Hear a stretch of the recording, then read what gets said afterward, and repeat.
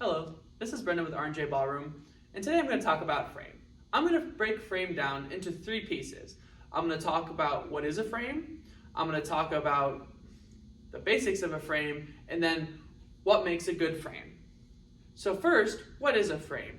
A frame is what's going to connect me to my partner as I dance.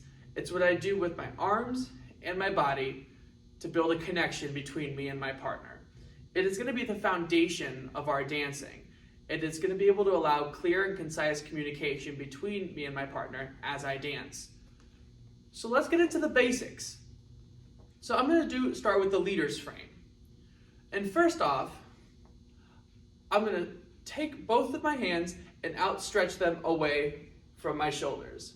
I want to get a full extension through my arms, feeling like I'm extending a line from my shoulders all the way through my arm and through my fingertips. Or like I'm reaching for something on a very high shelf and trying to reach for it and stretch and reach.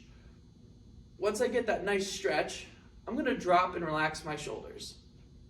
I'm then going to take my left arm and bend it 90 degrees at the elbow. I'm going to take my right arm and also bend it 90 degrees at the elbow, making sure that both of my elbows are slightly ahead of my body. I'm going to take my left hand and it will be in my partner's right hand. I'm going to take my right hand and it will go on my partner's left shoulder blade. This is a leader's frame, and I'll give it 360.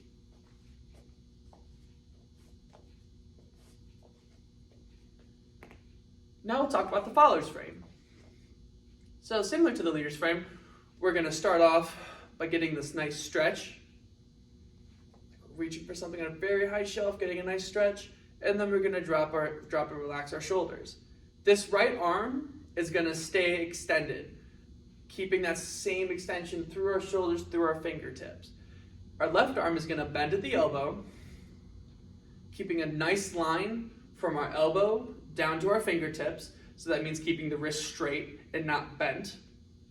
And then we will be taking this webbing between our thumb and index finger and putting it right under our partner's deltoid, right under their shoulder. This is a follower's frame, and I'll give another 360.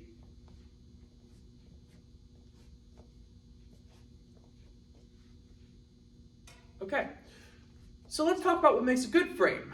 A good frame is a consistent frame. The most common mistake when it comes to our frame is we do not hold it while we're dancing. With our leaders, that will typically be with our elbows, or letting our elbows go behind our body, or just drop.